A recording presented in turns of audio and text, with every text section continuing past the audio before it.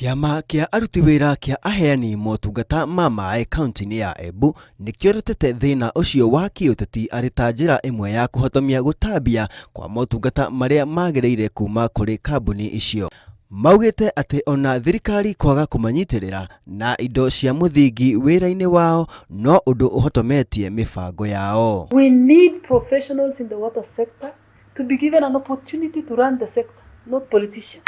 Nĩmathiĩte na mbere na kuga atĩ aruti a wĩra onao nĩmarĩhagwo mĩcara ya igoto mũgarũ na ũrĩa kwagĩrĩire.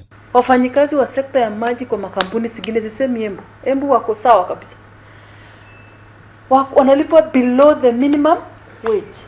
You can imagine, you pay somebody who has done diploma in water engineering, you're paying less than 10,000 shillings.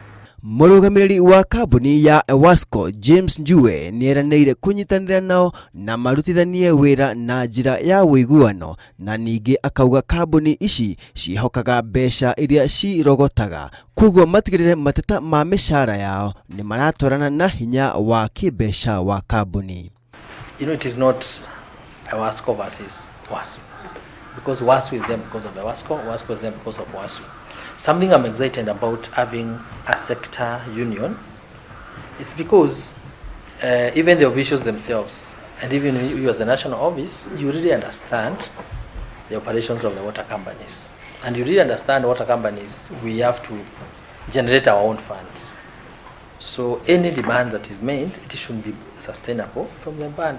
We are caring for other obligations that we have. Handũ-inĩ ha Inooro TV, njĩtagwo Dan Chege.